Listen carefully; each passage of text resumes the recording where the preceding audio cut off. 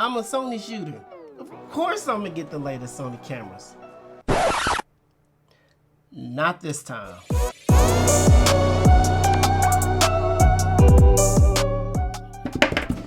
Yo, what is up, everybody? It is your boy Brandon. Yo, we are back. I am excited to be here. I told you I want to be dropping videos after videos, man. I got a lot of photo shoots coming up. I got a lot of stuff coming in the next few weeks, and I can't wait to bring it to you. But today, I'm going to talk to you about the reasons why I did not get the Sony FX5. And it probably is not what you think, but I know there's a lot of opinions going on around the internet. I mean, it's great. It's great for competition. It's great for the photography and videography community.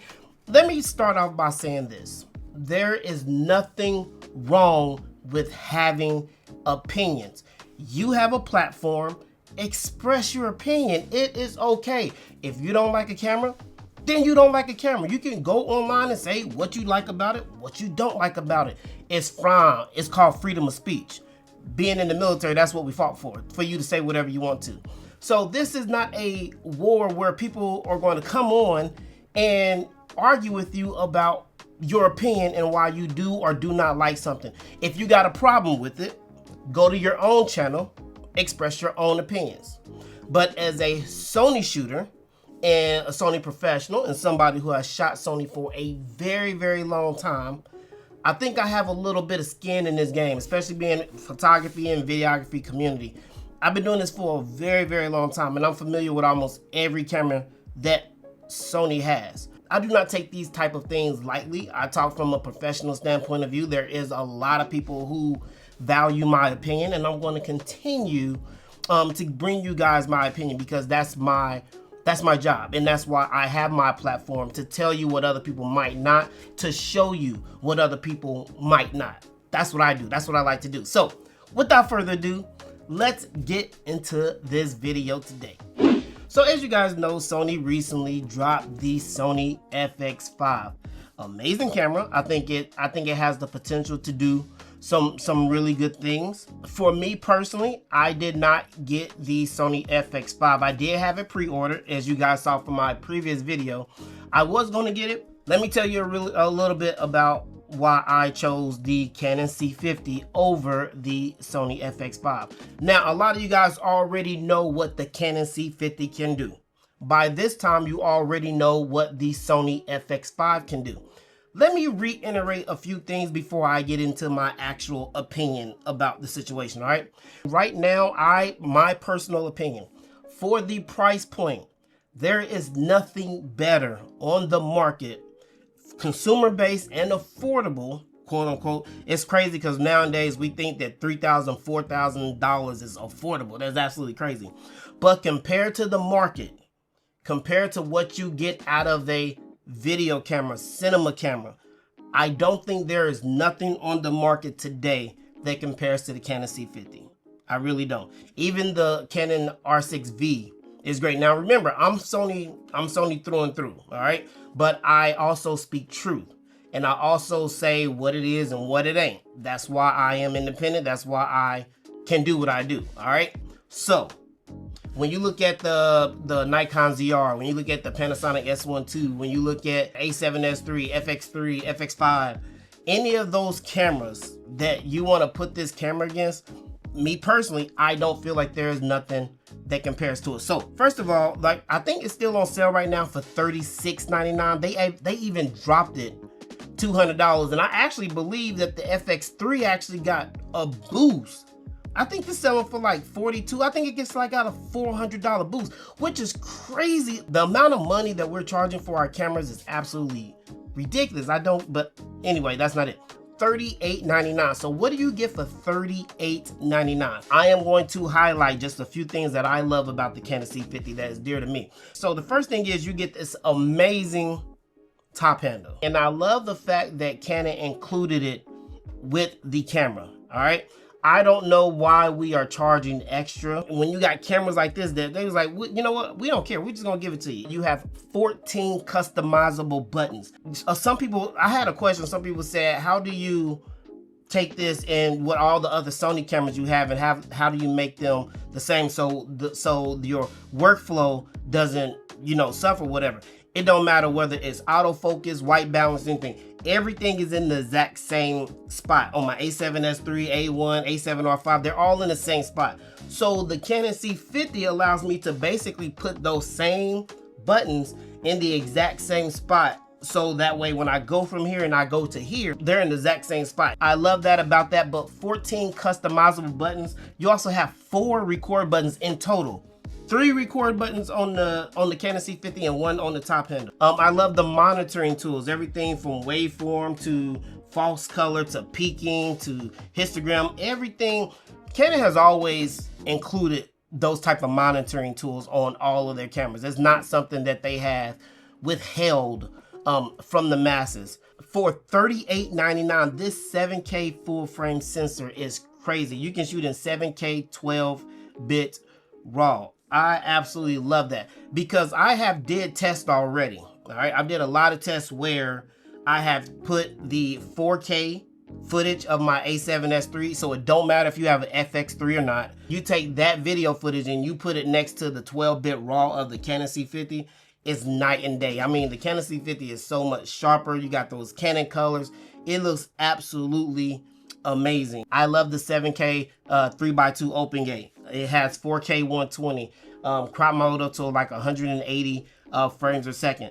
Now, one of my biggest features that I love about the Canon C50 is something that I don't think no other camera has. So a lot of people talk about open gate, right? Where you can use it to reframe your footage for social media or anything. But the Canon C50 also has simultaneous crop recording. Man, unless you have the Canon C50, you honestly don't know how much of a game changer and how much of a time saver that is.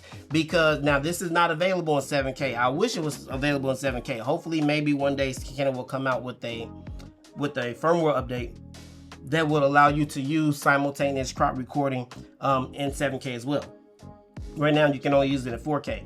But as someone who creates YouTube videos and short form content, this is an absolute game changer. I can record a primary 4K horizontal video while the camera simultaneously records a perfectly framed cropped video to the SD card. Instead of me spending extra time in post creating Instagram reels, YouTube shorts, TikTok videos, Facebook content, this camera already does that part for me. What other camera can say that it does that? That's the kind of feature that doesn't necessarily make the headlines, but it saves creators like me hours of editing throughout the course of the year. That's the kind of stuff that I look for in a camera. Something like that that really speaks to me. And then on top of that, you also have the 9x16 frame on your screen to show that you are at 9x16. So anybody that's recording with me, they know to make sure they keep that frame right there in the middle, so that way it's sending that cropped recording to my other card, and I can just easily take that out and already have the footage. Let me say that again. It's already cropped. It's already done. I just gotta find the part I want to do and post it. So I not only have open gate to do it if I'm shooting in 7K, but even if I'm shooting in 4K, I still have the option to crop it and have it for social media without even touching anything. See, a lot of people out there, a lot of you guys, you only see me do photo shoots. All right, you might have seen me do a video here and there when I do weddings and stuff like that, right? But I have a lot of other clients. I have people that want me to come shoot, short films or short stories, or they want things for social media or real estate or a lot of different things. There are so many other areas of even videography that I do that I just don't post. This camera is so future-proof. So when you do have those other jobs, when you do have those other clients, it don't matter what those things are. This camera allows you to do those things, and it allows you to do those things at a very high quality rate. I love the fact that Canon created an entire new camera, entirely new body. It's like they know how to reach their people, right? They said, you know what, forget this. We gonna make an entirely new camera, entirely new body. All right, and we're going to price it to where it's affordable, and we're not going to hold nothing back. We're going to give them 7K. We're going to give you RAW. We're going to give you almost everything that you want, and we're gonna make it an amazing video / cinema camera. For that, I respect that. As a Sony shooter, I respect it.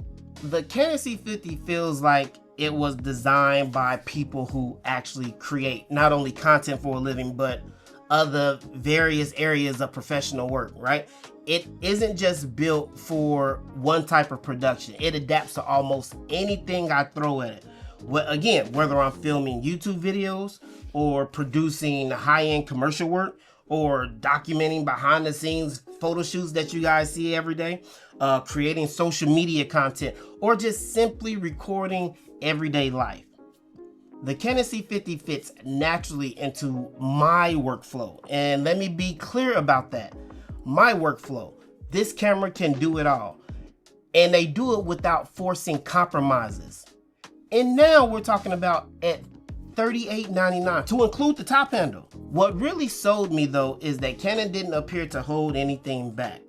So many cameras released today feel like small incremental upgrades designed to keep customers buying the next model every few years, right? You get one or two new features, a slightly different processor, maybe a few software improvements, and suddenly you're expected to spend thousands of dollars again. That is one of the issues that I've had with Sony and the recent cameras that we have came out with. They feel like they have been intentionally limited. Then there's something harder to measure on a spec sheet. Canon's color science.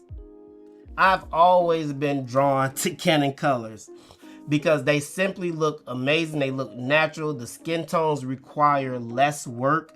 The image feels more organic, and I spend less time trying to fix footage in post. Canon C50 does a really great job with autofocus, but compared to like my Sony A7S III that I'm doing this video on right now, I still prefer the autofocus of the A7S III or Sony over Canon. Until it really gets on me and sticks like my other Sony cameras do, Sony will still remain king in when it comes to autofocus. That's not even counting my A1 or my A7R5 and the ability to even capture high quality 32 megapixel stills when needed. Now, am I gonna use it? Probably not. Is it there if I need it? Absolutely. But I really don't care about that. I don't even care that the FX5 doesn't have a photo mode. Let's talk about some things that possibly could have happened. Could the Sony FX5 still have been the better choice for somebody like me? Absolutely, 100%. Someone like me who is already deeply invested in Sony lenses, the whole Sony ecosystem, the Sony cameras. Sony has specific workflow advantages for me, and it still remains an excellent camera. They still remain to produce excellent cameras. But for me, let me say this again, but for me, not you, the price of the FX5, the menu system, the limitations was not enough for me to justify spending $5,500, because let's be honest, you're not going to get the camera without the top handle. All right, let's stop right there. Let's stop this foolishness and all this stuff that I keep seeing on YouTube. You're not going to buy this camera without the top handle. You know why? It's a video camera only. And one of the major benefits of getting that camera, the Sony FX5, is the 32-bit flow audio in the top handle only. I personally think Sony did that on purpose, right? I think a lot of people do. They did that on purpose to sell the top handle because 32-bit flow is a great feature when dealing with audio, and they knew that. But people don't want to look at some practices as intent to sell. Think about it. If you said, I'm going to get the camera and not get the top handle, you're going to pay $4,900, right? $4,900 for the body only. But if you decide later, like, dang, I really need that top handle with the XLR inputs, your video's taking off, now you have to pay a separate $799 separately, which is more expensive than the actual package of $5,500. So obviously you're going to pay $5,500. Does this camera have enough for me to justify $5,500? No. Now let me tell you, this is the reason why it was not done like that. All right, a lot of people miss this important fact right here about the FX5. I need you to listen to me. The FX5 is a mini FX6. It is a more compact cinema camera for more run and gun style instead of hugging around our bigger cinema cameras like the Venice, the FX6, the FX9, the weight and comfort level when you're using these cameras. So I understand the purpose of the FX5. This is not to replace the FX3 or the A7S III. If you are a shooter and you shoot with the FS6 or the FX9 or the Burano or the Venice, and you are used to that cinema menu system that those cameras all share, and Sony drops a camera like the FX5, which is a much smaller, lightweight cinema camera, you are going to be ecstatic because now you have a smaller camera. You have a very, very good run and gun. And even if you wanted to go somewhere really quick and get some footage and you don't feel like always hugging around those big cameras, now you have the FX5. This camera is for those people. The FX5 is definitely not for everyone, and a lot of people get that confused. It's specifically targeting that demographic that has been using those larger Sony cinema cameras for a very, very long time. Those people has asked Sony for a long time, hey, can we get a smaller cinema camera? I personally know people who love the FX6, and they are extremely happy that Sony just dropped the FX5, a more smaller compact body. I get it. I totally understand it. So when you're thinking about the FX5, thinking about it in that aspect. Here is a question that I keep getting. I don't know why people think I have so much like internal insight or somebody on the inside, but Sony's not done making cameras, right? I definitely believe we might even get something called the FX4. Just saying. But it can be an FX3 Mark II. It can be an A7S IV. I'm just saying. But whatever it is, it's definitely going to be more along the lines and spec to what a lot of us other Sony shooters are used to. The photo mode, the video mode, the menu system. And when it happens, I will definitely be purchasing that video camera for my video usage with all my 15, 20 different Sony E-mount lenses from everywhere. This is the reason why I chose the Canon C50. I just love how powerful the camera is, honestly. That's what I love about what Canon is doing. Because right now, a lot of companies, even Panasonic, even Nikon, they are starting to understand marketing. They're starting to understand what consumers want. They are giving you a lot. They're giving you a lot, but pricing it moderately. For Sony right now, I have no idea why, but they are giving you a little and pricing it greatly. Does anybody agree with that? If you agree with that, definitely make sure you put that in the comments. Yo, that's my thing. That's the reason why I chose the Canon C50 over the FX5. You guys are feel free to take your comments to the comment section below, man. Let's have a conversation. I hope you guys enjoyed that, man. Take your comments down to the section, man. I'm gonna be dropping some more videos for you guys. We got a lot of photo shoots coming up, man, and I love you guys. I love that you're here with me, and hopefully I'll answer some of your questions, maybe. All right, if not, leave your questions in the comment section below, and I will make sure to hit you up. All right, holla at your boy later, man. This is your boy Brandon, and we out. Peace.